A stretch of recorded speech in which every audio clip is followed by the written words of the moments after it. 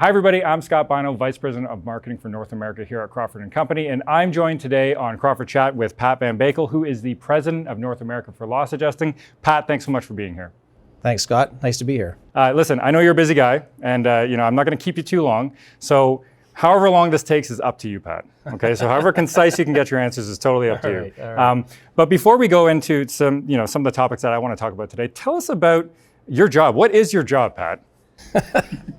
Well, I have an interesting job. Obviously, I get to kind of cover all of our core operations across North America, and so having grown up in the Canadian business and becoming the CEO in Canada, very intimate with our business in Canada. But I've over the last couple of years really got to kind of immerse myself in the U.S. market, which is a massive market relative to Canada. It's 10 times plus the size of the Canadian market, with a very kind of growing business there that the leadership team there has been on a really exciting growth trajectory, which is really rewarding to me. So I get to spend time really working on both sides of the border, and then spend a lot of time with our global executive team, Rowett and others, kind of crafting the strategy and communicating that with our board.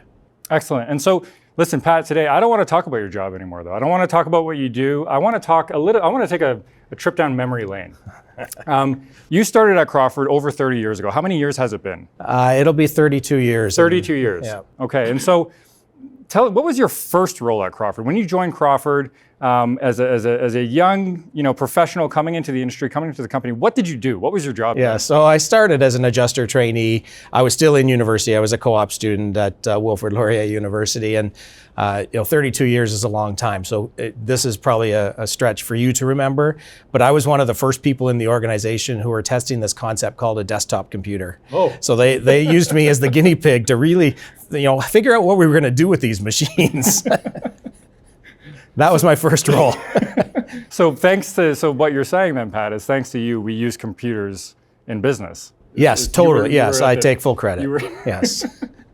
So fast forward, I guess, a few years into your career and as you've progressed, are there any key moments that have kind of shaped your leadership style that we all have these stories of people that we've worked with, that have inspired us, and sometimes on the opposite end of things, I would never be like that person. Are there any key moments that stick out for you that have really put you on this path and made you the leader that you are today?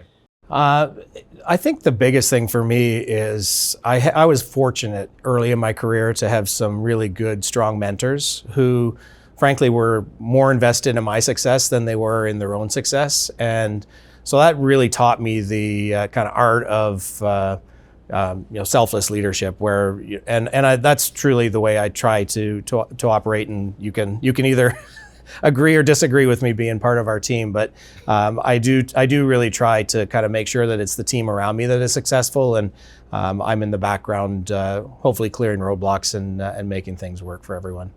And I can attest to that. I am on your team, and I can attest this is true, authentic leadership. It's not just for the cameras. In terms of insurance, and you've seen this, it's sort of this constantly evolving industry, and arguably in the last few years, it's just accelerated beyond, I think, most expectations. Are there any significant challenges in your history that you've seen in terms of whether it's innovation or technological change or regulation or any sort of key moments where there has been that shift, that change management, that mindset shift, where collectively as a company, we all kind of have to rally around? Have you seen that before? Is that something that you've managed through or experienced that you can share? Well, I think going back to our earlier discussion, 32 years is a long time. There's been a lot of change. Yeah. We didn't have cell phones when I started. We didn't have email. We still sent memos around from office to office with three carbon pull apart paper. So it took a week or two for the memo from head office to get to the local branch, and then a week or two for it to get circulated and back. And so I just think the pace of things has really changed. And some of that's happened within our industry, but also happens around us, whether it's the experiences we have in our personal lives and kind of the immediacy of everything, and communication, transparency, self-service, mobility and being able to do things kind of ubiquitously wherever you might be has changed, and certainly changed a lot in the last few years with the pandemic, which really kind of accelerated our industry, which has typically had a bad reputation as a slow to change industry, and I think we jumped forward quite considerably during that time. So speaking of that, and fast forward to today, what's the future of claims management? What excites you the most that's on the horizon, on the cusp of what's to come? And do it in 12 words or less. I'm kidding. Kidding aside. Yeah, look, to me, the future of claims management is exciting. Claims is at the heart of the insurance proposition. If there were no claims, no one would buy an insurance policy. The whole insurance ecosystem would not exist. So we are really fulfilling the promise that gets made at the time that a policy gets issued.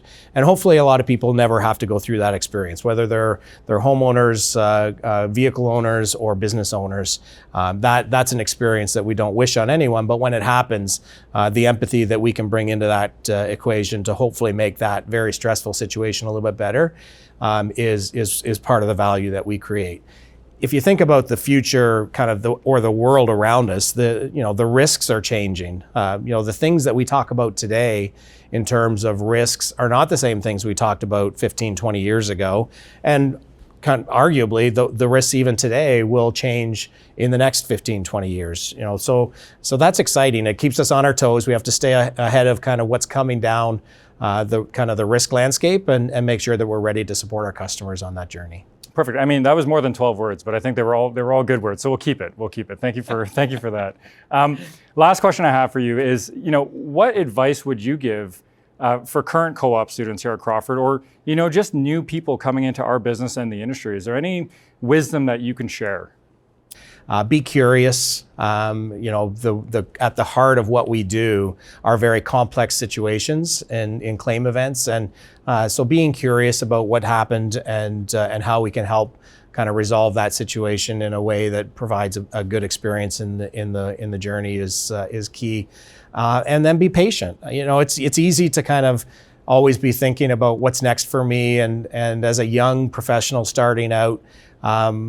I was fortunate in my career to kind of go through a real kind of rapid succession of roles. I never really was going after any of those opportunities. I just came to work every day with the kind of right attitude, kind of willing to help wherever the organization needed me to, and always willing to kind of learn and take on new challenges.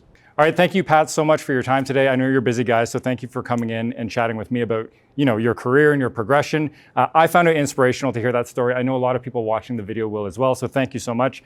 Thanks, everybody, for watching. Be sure to stay tuned for the next episode of Crawford Chat. Thanks, Scott. It was a pleasure to be here.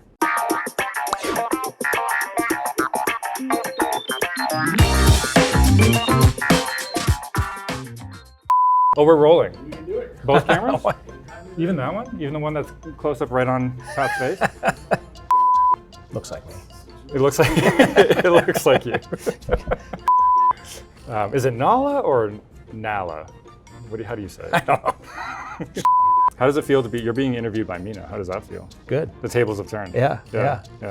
So. Surprised it took so long. I know. Well, I'm sorry. It was you're working your schedule is tough, Pat. Yeah. The interview started, by the way. You should not. You're not. We're gonna have to do it again. Okay. I'm usually the one that is. Who shows up more? I'm usually the one that's the problem.